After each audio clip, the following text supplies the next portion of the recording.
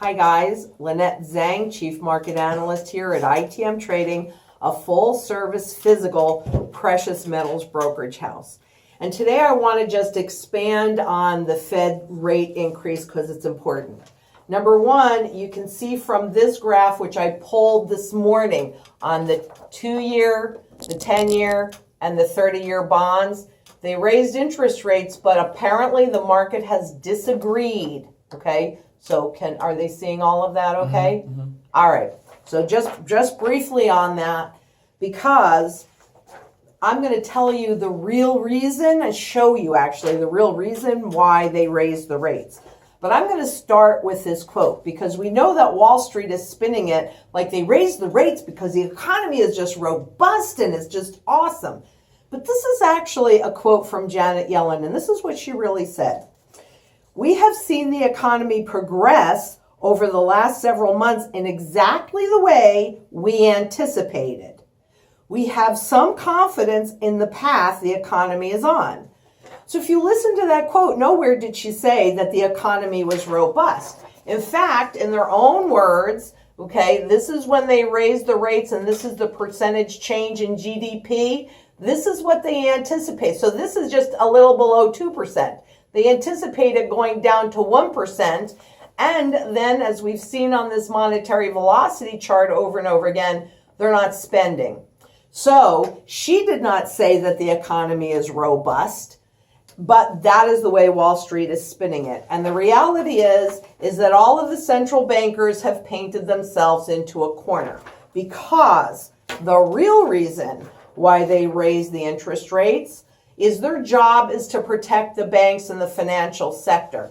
So this big piece in here are the interest rates that, the interest earnings. And you can see that that's been on a declining trend line. And also you can see this big spike up here, which we're going to talk about in a few minutes, and where it is right now, and this little teeny spike from that interest rate raising. But the real thing is what it's doing, these low interest rates are doing to the insurance companies, whether it's life insurance, health insurance, annuities, etc. They're putting a huge strain there, and particularly on the pension issue, the retirement plan issue, which is what the webinar, the full-length webinar in, on April 11th is going to be. And there's a link below, so sign up for it. It'll blow your mind. But this is the real reason they need the banks to make more money, they need the insurance companies to make more money, and they need the pension plans to make more money. Okay. That's the real reason. Now, let me show you how this impacts us, all right?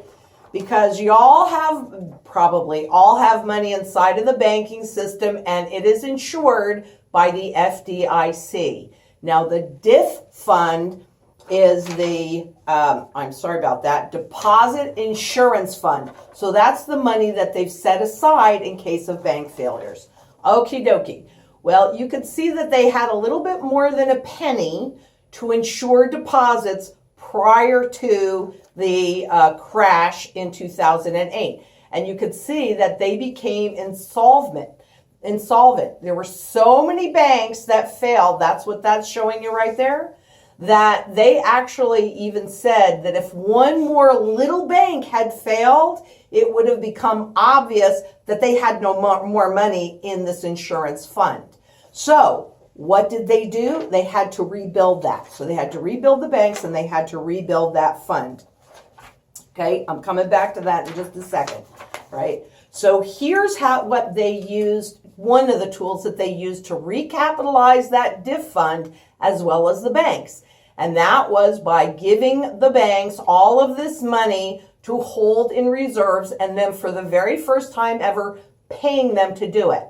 So understand that they shifted their tool from direct movement in the Fed funds rate, what they charge the banks for overnight lending, to modifying the amount that they pay the banks on those reserves. It's a nuance, but it's really, really important that you get the difference between the two. Very, very important.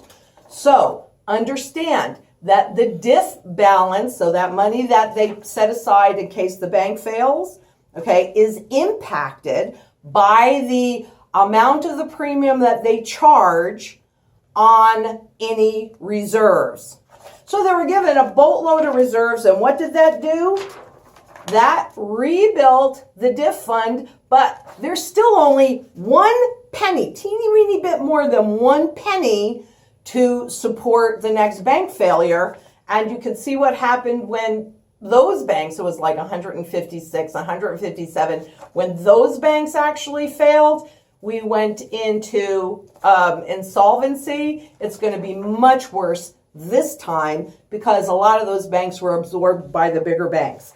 And I'm going to read this. Remember, where you can see these better and you can pause them, you can do anything you want with them. There's a link below. Follow it and look at these slides. But think about this. There are 11 trillion 11.564 trillion in deposits inside of the banking system. Out of that, 6.684 trillion are insured. So when there's a bail-in, all that excess goes away. But there is 77 billion in that diff fund to pay out. I want to make sure that that little thing is closer. Can they see that? Now, the interest that they pay is supposed to be costless, right? I mean, the taxpayers will pay the cost, but the banks shouldn't pay the cost. So it's supposed to be free. But here's the problem. The premiums that they have to charge are going up because they have to replenish this fund. And that's hurting the profits of the banks. So what the solution is to make those reserves no longer part of the calculation on the premiums for that diff fund. Now you saw how undervalued that is. Okay, here's the quandary. You've got debt levels at all-time high. You have interest rates down, so that hid that because basically this is annual interest, right? Even though the debt exploded, the interest didn't because of that zero rates. And they raised rates into it. You've got margin, the borrowing to buy stocks at all-time highs. You have them going in opposite directions to the rest of the central banks that are lowering them and going below zero. 40% of the EU government bonds are below zero. You have the confidence. The institutions are the ones that invest other people's money. They are all in. They are all in. These markets are not liquid. They think stocks are going to be higher. I know they're making faces at me. And you have the stock market at the highest level of valuation other than 2000 during the NASDAQ crash. So I got to go. I hope this wasn't too long for you. It's really, really complicated and convoluted. But, subscribe to us on YouTube. They're sitting there smiling at me. Subscribe to us on YouTube. Come to the next webinar on pension plans. It's really good. Follow us on Twitter. Like us on Facebook. And give us a call. 888-696-4653. And take care. Go see these charts. Bye.